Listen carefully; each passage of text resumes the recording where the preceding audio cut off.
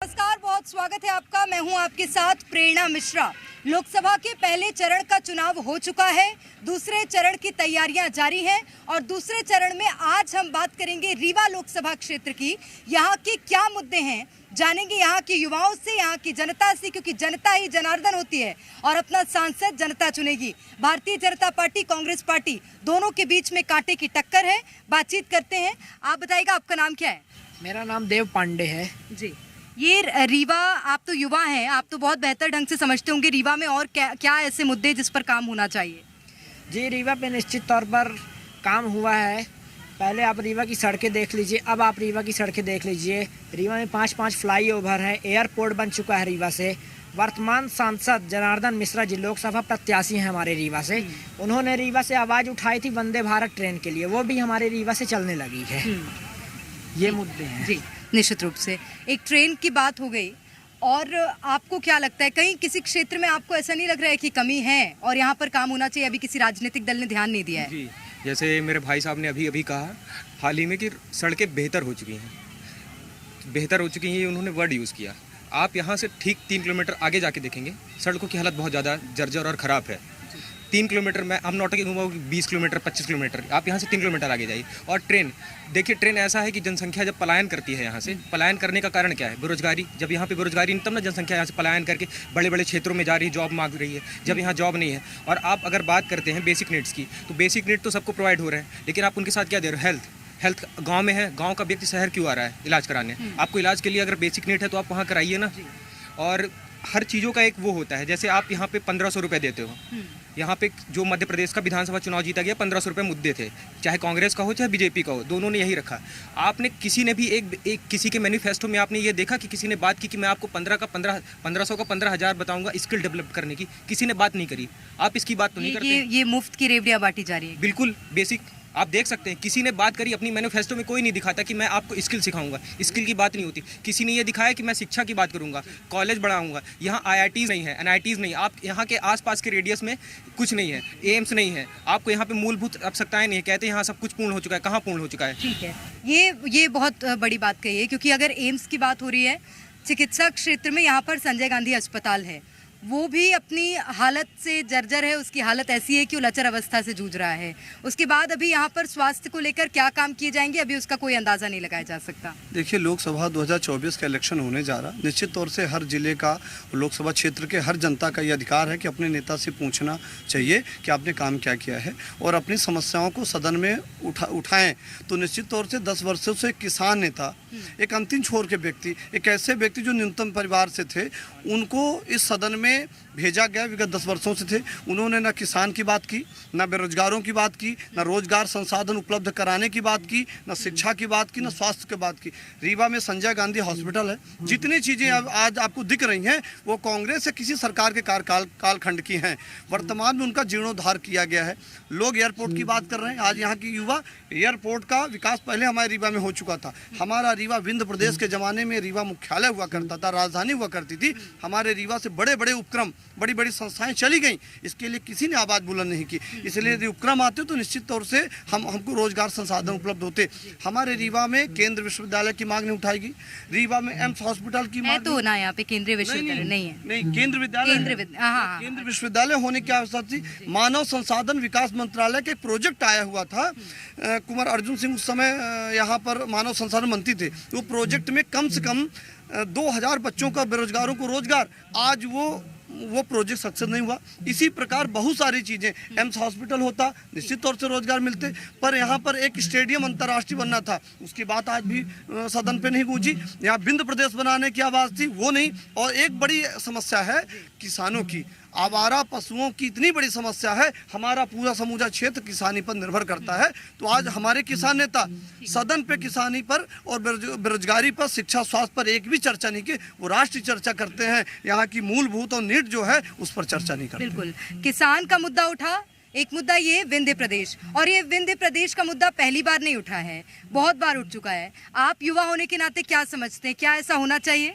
देखिए, विंध्य प्रदेश एक भावनात्मक मुद्दा है और हर विंध्यवासी की एक ये दिल में एक दबी हुई इच्छा है कि विंध्य प्रदेश हमारा एक अपना प्रदेश बने।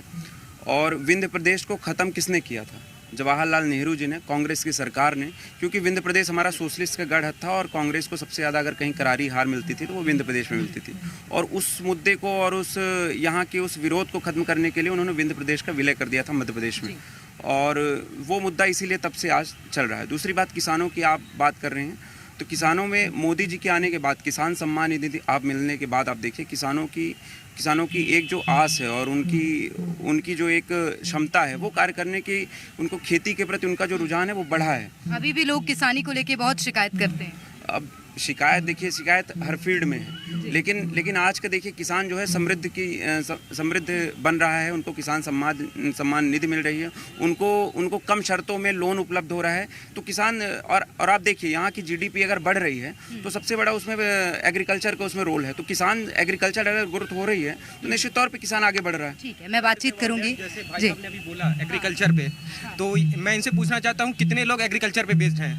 अगर जैसे हम अगर अपने पड़ोसी देश की बात करें चाइना, वहाँ पे 16% लोग एग्रीकल्चर पे बेस्ड है और उनकी जीडीपी है 42% वो देते हैं। और हम यहाँ पे कितने में हैं? हम लोग यहाँ पे 67% लोग किसान पर निर्भर है और हमारी जो सरकार पे जीडीपी निर्भर है 16 से 20%। अगर मैं झूठ बोल रहा हूँ तो आप लोग गूगल में चेक कर सकते हैं। तो ये सबसे बड़ा मुद्दा है। अगर हम इतने लोग मिलके थोड़ा सा पुश कर रहे हैं और सर्विस सेक्टर हमारे यहाँ है, अगर अब देखा जाए तो कंपनियां ले ऑफ कर रही हैं। क्योंकि पूरे वर्ल्ड में इन्फ्लेशन चल रहा है, वॉर चल रही हैं। देखा जाए जो अभी हम चाइना की बात कर रहे हैं, जैसे हमारा पड़ोस, वो 6 ट्रिलियन का इकॉनमी इन्वेस्ट करता है दूसरे देशों में। Africa, I am talking about Africa, not whole continent. सिर्फ वो 6 ट्रिलियन का, और हमारी इकॉनमी कितनी है? 3.97 ट्रिलियन की इकॉनमी है। तो आप सोच सकते हैं हम कहाँ पे कितना पीछे हैं। तो इस पे तो ये जैसे भाई साहब ने अभी बोला, और मुझे लगता है कि किसान वर्ग संतुष्ट नहीं है इतना ज़्यादा। मैं आप ही से उनका रिएक्शन ले लेती हूँ क्योंकि उन्होंने आपसे सवाल किया है। किसान वर्ग अगर संतुष्ट होता तो इतना ज़्यादा 2 बार आंदोलन किया और बहुत बड़े स्तर पर किसान ने आंदोलन किया है दिल्ली में। देखिए किसानों का जो एक आंदोलन था उसकी देखिए कैसी वो दिशा थी और कहाँ वो चला गया वो सबको हमको पता है, और किसने उनको प्रेरित किया वो एक अलग मुद्दा है। दूसरी बात, हमारी जैसे जीडीपी की इन्होंने बात की। अब आप देखिए भारत की जो अर्थव्यवस्था है 5वीं सबसे बड़ी अर्थव्यवस्थाओं में से एक है, और जिस प्रकार से हमारा देश आगे बढ़ रहा है निश्चित तौर पे हम तीसरे नंबर पे पहुंचने वाले हैं। और हम कई देशों से, हम कितने सारे देशों से हम आगे हैं, तो हमारी अर्थव्यवस्था तो बढ़ रही है। और इस मंदी के दौर में भी जब पूरी दुनिया में ये मंदी का दौर है, और उस समय भी हमारा भारत जो है तेजी की मजबूती के साथ आगे बढ़ा है। ठीक है, एक और बात, आप क्योंकि आप मुझे लगता है राजनीतिक दल से संबंध रखते हैं, आपकी पार्टी के जो सांसद हैं वो 2 बार के सांसद रह चुके हैं रीवा से और तीसरी बार बनने जा रहे हैं। उस अनुसार आपको लगता है कि रीवा विकसित हुआ है? देखिए, रीवा विकसित हुआ कि नहीं हुआ इस ज़िले की जनता आपको बता देगी, क्योंकि 2003 के पहले जो हाल थे इस रीवा के, तो हमें याद रखना चाहिए कि इस ज़िले में पहुंचने के लिए मशक्क़त करनी पड़ती थी। इतने गड्ढों की सड़क थी। शायद बंटाधार दिग्विजय सिंह ने इस ज़िले के इस हालत में पहुंचा दिया था कि यहाँ दूर दूर से आने वाले भी सोचते थे यहाँ अधिकारी कर्मचारी की नौकरियों का ट्रांसफ़र नहीं कराते थे। हमारे क्षेत्र में जो विकास हुआ है 2003 में भारतीय जनता पार्टी की सरकार आने के बाद हुआ है। और हमने देखा है कि ये बाण सागर जो 77 में कभी इसका निर्माण कार्य शुरू हुआ, सांसद ने क्या रोल निभाया है? सांसद का रोल इन सब में है। क्या सड़कें बनती है तो सांसद का रोल नहीं है? क्या सड़कें बनती हैं सांसद का रोल नहीं? अच्छा, इस बार बीजेपी ने एक अपनी टैगलाइन रख ली है कि सड़क बनवाई है हमने, पहले 5 घंटे लगते थे अब 2 घंटे लग रहे हैं। देखिए, हम छात्र हैं और हम शिक्षा की बात करते हैं। सामने TRS कॉलेज है, APS यूनिवर्सिटी जैसे इंस्टीट्यूट है यहाँ, और यहाँ की शिक्षा की हालत जग जाहिर है। यहाँ पढ़ने वाला कोई भी छात्र एक भी अपने डिग्री के दम पे कोई भी नौकरी नहीं पा सकता। और हमारे जो सीनियर्स गए हैं वो बताते हैं कि यहाँ की जब हम डिग्री का अपने रिज्यूम में लगाते हैं तो उनको बाहर से ही निकाल दिया जाता है कि वो ऐसे शिक्षण संस्थान से पढ़ के आए हैं। और अगर आप फंड देखें सरकार से तो फंड बराबर आ रहा है, बिल्डिंगें बराबर बनी हुई, फंड आ रहा है शिक्षा के लिए भी, शिक्षा के लिए आ रहा है, मगर यहाँ उपयोग नहीं हो रहा है। बिल्डिंगें बनी है मगर बिल्डिंगों के भीतर कुछ नहीं हुआ है। एक शब्द होता है फोटोजेनिक, मतलब फोटो खींचने योग्य सब बना हुआ है, भीतर यहाँ कुछ नहीं है। ठीक है, ये और आप आइए आप बताइएगा। कहना है कि फोटोजेनिक एक शब्द है और उसी के अनुसार यहाँ पर चीज़ें बनी है, लेकिन अंदर कुछ नहीं है। अंदर भी है, अंदर जाके झांकने की ज़रूरत है, लोगों से मिलने की ज़रूरत है, शिक्षा की व्यवस्था को देखने की ज़रूरत है और उसको सुधारने की भी ज़रूरत है। किसी भी चीज़ें में खामियां भी होती हैं, यदि खूबियाँ हैं तो खामियां भी हैं, दोनों को साथ चलना है। लेकिन आज सबसे मैं भाजपा की विकास को तो मानता हूँ। सड़कें बेहतर हुई हैं, रोजगार के कुछ साधन भी मिले हैं, लोगों को फंड मिल रहा ऐसे है। कौन से साधन मिले हैं जो कांग्रेस के वक्त नहीं थे? जैसे लोन की बहुत अच्छी सुविधा हो गई है, युवा चाहे तो 10 से 20 लाख रुपए लोन ले सकता है।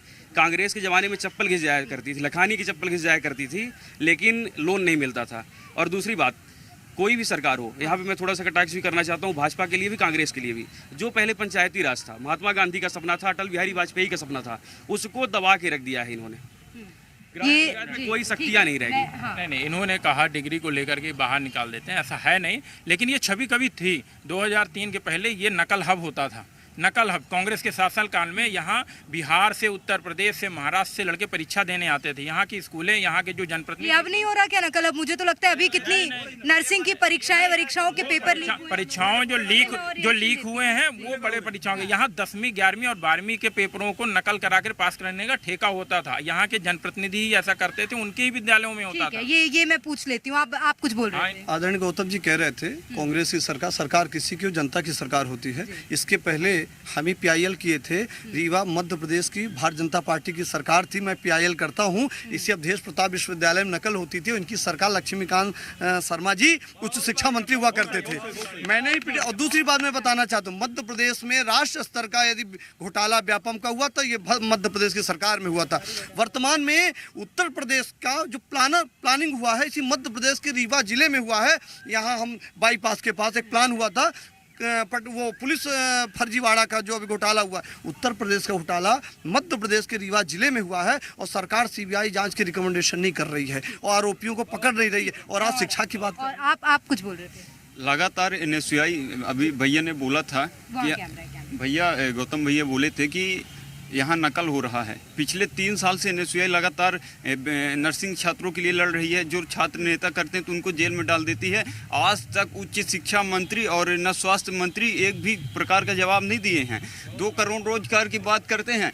सांसद जी, चुनाव आ गया, एक भी IIT IIMs के लिए सदन में प्रश्न किए। 10 साल चुनाव के हो गए हैं, एक भी प्रश्न किसान के लिए बोले हैं, युवा के लिए बोले हैं, स्थानीय मुद्दे के लिए बोले हों, कुछ भी अगर रीवा के लिए बताएं तो जी राजीव गांधी जी उसके औद्योगिक क्रांति के जनक कहे जाते हैं। 70 साल बोलते हैं, 70 साल में कांग्रेस ने क्या किया? 10 साल से भाजपा की सरकार है, रीवा को क्या दिया? सांसद जी क्या दिए बताइए।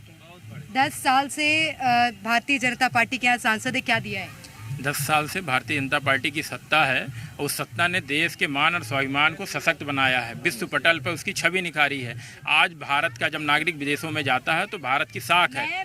मैं तो राष्ट्रीय चैनल से भी कवर करती हूँ और कई बार हम संसद की तस्वीरें दिखाते हैं। आपके सांसद खड़े होकर कभी बोलते नहीं है अपने क्षेत्र के लिए? नहीं, सांसद जी आपको बोलते हैं, आपको नहीं मिले होंगे, अलग मैटर है। आपको नहीं मिले होंगे, बाकी उनके तो जो अखबारों में कटिंग आती है वो तो बाहर के देशों के भी छपे हैं। मैं सबसे रिएक्शन में आपके पास आऊंगी। आप कुछ बोल रहे थे जी, आप क्या बोल रहे थे? नहीं, सांसद जी एक बार भी बोले हैं, इसके बाद नहीं बोले। लोग आपके विंध्य में विकास नहीं, कोई विकास नहीं हुआ। चलिए और बातचीत करेंगे। आप भी युवा हैं और कौन से टाइम आप वोट डालेंगे इस बार? मैं तो कांग्रेस को वोट डालूंगा। ठीक है, ये तो मैंने पूछा ही नहीं। भैया ने किसानों की बात कर रहे थे। किसान विरोधी कानून जब मोदी सरकार ने पास किया, पूरे देश में लगभग 700 किसान हत्या किए। पूरे देश में जगह जगह धरना प्रदर्शन आंदोलन किए। पता नहीं कितने बहनों के माँ के सिंदूर उजड़ गए। भैया ने बोले कि विश्व का 3रा स्थान भारत देश बन रहा। मैंने भैया को एक चीज़ बताना चाह रहा हूँ कि पूरे मध्य प्रदेश में शिक्षा का स्तर जिस तरीके से गिरा हुआ है, सरकारी स्कूलों 26,000 बंद हो चुकी है। आज भी प्राइमरी स्कूल ग्रामीण क्षेत्रों में चले जाइए, बच्चों को बिछाने के लिए टाट नहीं है, बच्चियों को जाने के लिए शौचालय नहीं है, लड़कों को जाने के लिए बाथरूम नहीं है। भाई ने TRS कॉलेज की बात किया। इसी TRS कॉलेज में बहुत बड़ा घोटाला हुआ। इसी TRS कॉलेज में बच्चों को SC OBC बच्चों के लिए गणवेश आता है, पढ़ने के लिए यूनिफॉर्म में जो भी गणवेश आते हैं वो कहाँ जाता है? आपने गरीबों की बात करें, SC ST OBC, मोदी क्या लगता है कहाँ जा रहा है? मोदी सरकार मोदी जी ने अपने मुंह से कभी नहीं बोले कि हम जब 2 लाख लोगों को रोजगार देने की बात किए थे तो 2 करोड़ लोगों को, तो हम कितने लोगों को रोजगार दे पाए? कितनों को मिला है आपको पता है? कितने को नहीं मिला? यहाँ एशिया का सबसे बड़ा पावर प्लांट लाए आपने, 12.5 रुपए यहाँ के लोगों को बिजली देते। आपने 2.5 रुपए दिल्ली के लिए, अडानी के लिए 2-2.5 रुपये बिजली के बिल देते। हम तो यहाँ वोट करेंगे जनार्दन मिश्रा जी को, ना कि नरेंद्र मोदी जी को। जनार्दन मिश्रा इस जिले के लिए क्या किए? वो 1 लाख पूरे 58,000 रुपये वो दिव्यांगों को 10 साल रुपए में दिए। सड़क की बात वो कर रहे थे, कोई भी सरकार आएगी वो काम करेगी, जहाँ था उससे आगे बढ़ेगा। ठीक है, आप भी बोल रहे थे काम हुआ है, अब इतने गिना दिए, इतनी चीजें गिना दी कि यहाँ पर काम नहीं हुआ, वहाँ पर काम नहीं हुआ। कौन से कॉलेज में पढ़ते हैं आप? मैं TRS कॉलेज। देखिए विपक्ष का TRS कॉलेज में तो नहीं चीटिंग होती? मुझे तो आज तक नहीं हुई, बाकी पढ़ के पास हुए हैं। बढ़ के पास हो। बाकी विपक्ष को तो वो साधना ही है कि विकास हुआ, विकास नहीं हुआ, वो विपक्ष का काम ही है। हाँ। मैं इनसे पूछना चाहता हूँ कि आप TRS कॉलेज में पढ़ते हैं, क्या आपको विश्वास है कि आप अपनी डिग्री के दम पे 20,000 10,000 की भी नौकरी पा जाएंगे? आप थोड़ा पूछिए। चलिए ये सवाल उधर से आया, बताइएगा। बिल्कुल, मैं पढ़ाई करूंगा तो क्यों नहीं पा जाऊंगा। ग्रेजुएशन के बाद मैं BSc M.Com MBA किसकी भी तैयारी करूंगा तो निश्चित तौर पर रोजगार मिल जाएगा। लेकिन उसके बाद भी तैयारी करने की जरूरत क्यों पड़ रही है? TRS कॉलेज से पढ़ रहे हैं, बोल रहे हैं जी। नहीं, देखिए TRS कॉलेज अपने आप में एक बहुत बड़ा संस्थान है और यहाँ से निकल के लोग बहुत बड़े बड़े स्तर पे हैं, ठीक है, और आज भी जा रहे हैं। TRS कॉलेज के भी कैंपस सिलेक्शन यहाँ होते हैं, बहुत सारे बच्चे बड़ी बड़ी जगहों पे हैं। तो ये तो बोलना, देखिए जिसको नहीं पढ़ना चाहता तो उसके लिए कोई रोजगार ले आके नहीं रख देगा, पहली बात। दूसरी बात, मोदी जी ने जैसा कहा कि रोजगार की बात, आप स्किल इंडिया देखिए, मेड इन इंडिया देखिए, इन सब मोदी जी ने कहा कि स्किल पे हम फोकस करें, है ना, स्किल बेस्ड हम रोजगार की बात करते हैं। हम ये जॉब ओरिएंटेड ना बने, है ना, मतलब हम पे बात करते हैं तो फिर इन्होंने अपने विधानसभा चुनाव में मैनिफेस्टो में क्यों नहीं लिखा कि हम जब स्किल की बात कर रहे हैं, मेड इन इंडिया कहाँ है? आप मैनिफेस्टो की बात है, पेपर लीक पर कानून की भी बात बीजेपी के मैनिफेस्टो में। लेकिन पेपर लीक हुआ है, मतलब बीजेपी मान रही है ना?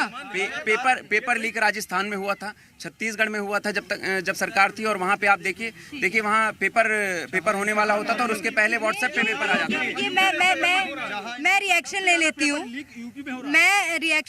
हूँ, आप बताइएगा। ये व्यापम घोटाला तो आपने सुना ही होगा, उसके बाद अभी नरसिंह घोटाला हुआ है ग्वालियर चंबल साइड, आपने वो भी सुना होगा। जल घोटाला, पटवारी भर्ती घोटाला।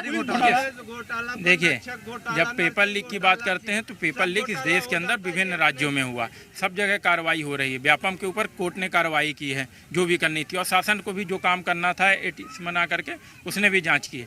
तो ये सब न्यायिक प्रक्रिया में जो जिनको सजा होनी थी, जिनको वो हुई भी है, जो कुछ दिन जेल में रहे हैं, कुछ बाद में बाहर हैं।